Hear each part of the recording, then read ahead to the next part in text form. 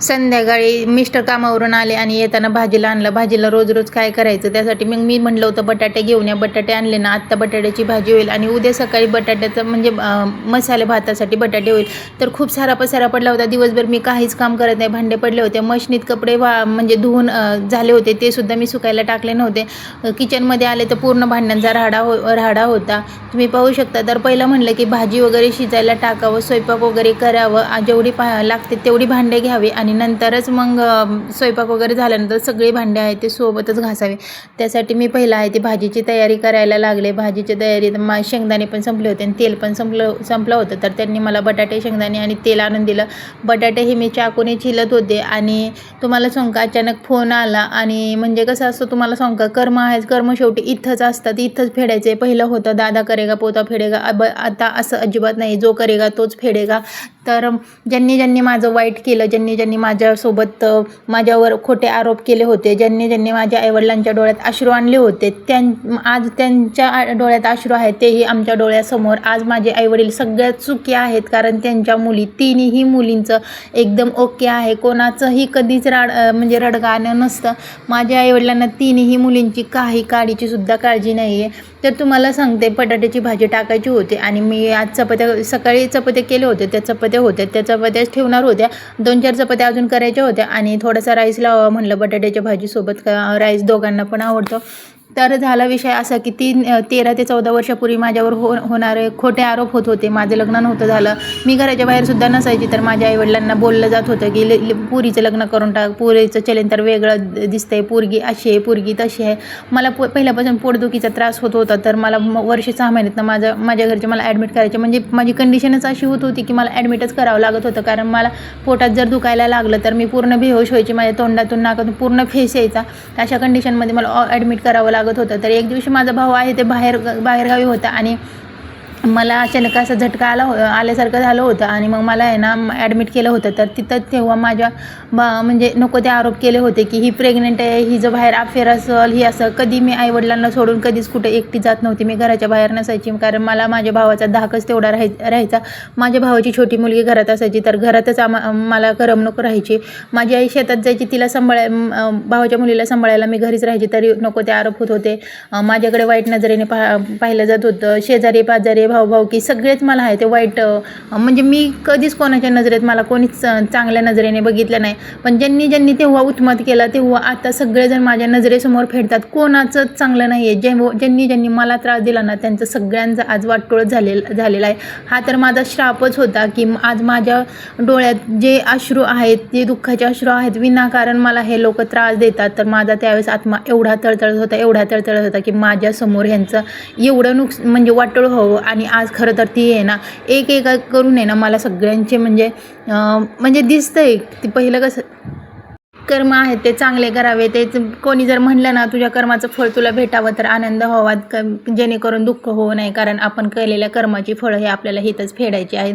कधी पण कोणाच्या लेकरावर अत्याचार करताना, बोलताना, म्हणजे आरोप करताना विचार करायचा की आपण पण, आपल्या पण घरात मुली आहेत, आपण पण मुलींना जन्म दिलेला आहे, आपल्या पण घरात हे सगळं होऊ शकतं. दुसऱ्यांच्या मुलीकडे बोट दाखवताना कधी पण विचार करा, आपल्या घरात पण, म्हणजे एक बोट जर दुसरीकडे दाखवलं तर 3 बोट हे तुमच्याकडे आहेत, हा विचार करा. पण लोकांचं कसं असतं तुम्हाला सांगू का, पैशाची धुंदी असते आणि गरीबावर, म्हणजे गरीब हे टार्गेट केलं जातं, गरीबाला टार्गेट केलं जातं, पैशाची धुंदी असते. पण असं काही म्हणतात ना, देव आहे ते सगळं बघत असतं. तुम्ही किती डोळे झाकून, म्हणजे किती हे करा, तुम्हाला असं ते म्हणतात ना, मांजर डोळे झाकून दूध पिते, याचा अर्थ असा वाटतं मांजराला की मला कोणीच पाहत नाही, पण त्याला पूर्ण दुनिया पाहत असते.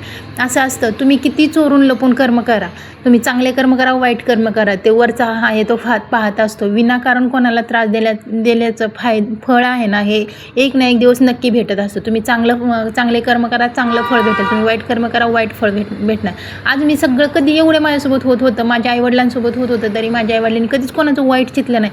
आज माझ्या आईवडिलांच्या मुली जेवढ्या सुखी आहेत म्हणजे मुलींचं सुख जे माझ्या आईवडिलांना आहे ते कोणालाच नाही. आज आम्ही तिघी बहिणी आहेत, एकाचं सुद्धा रडगाणं माझ्या आईवडिलांना नाही आहे, की माझ्या आईवडिलांना एकासुद्धा मुलीची टेन्शन नाही आहे, की माझ्या मुलीचं असं, माझ्या मुलीचं तसं, माझ्या मुलीला हे जाचं आहे, तो जाच आहे, सासूचा जाच आहे, सासऱ्याचा जाच आहे, नवरा पिताडा आहे, अजिबात नाही. तिन्ही जावई माझ्या आईवडिलांचे आहेत ते निर्व्यसनी आहेत, कष्ट करतात, मुलींना एकदम प्रेमाने सांभाळतात. मुलीसुद्धा कष्ट करतात, एकदम प्रेमाने सुखी संसार चालू आहे. ज्यावेळेस लोक बंगल्यात की म्हणजे पोरी दिल्या होत्या त्यावेळेस आम्हाला हिनवत होत्या, ही देखणीच ना, हिला कोण करून येणार, हिच्या तोंडावरच फोडे आहेत, हिचं असंच आहे, हिचं तसंच आहे, हिला कोण करून येणार, आमच्या पोरी देखण्या आहेत, पटापटा स्थळं आले, पटापटा पोरींची लग्न झाली, पोरं पण झाले.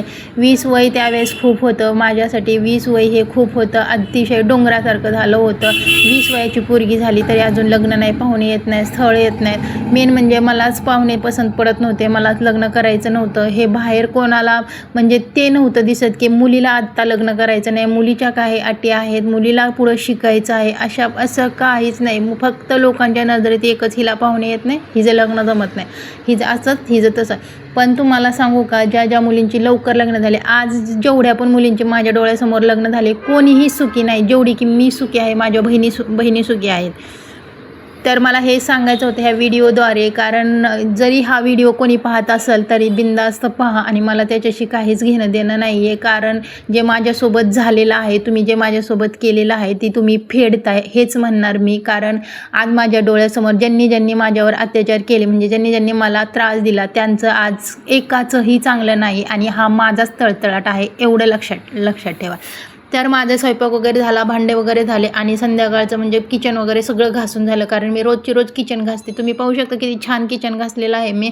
एकदम फ्रेश करून ठेवते, म्हणजे सकाळी आले ना, माझे मिस्टर सकाळी चहा बनवतात, मग ते आले ना एकदम फ्रेश वाटतं. भांडे वगैरे पण राहतात, चहाची गाळणी वगैरे सगळं राहतं, तर त्यांना चहा करायला मूड येतो.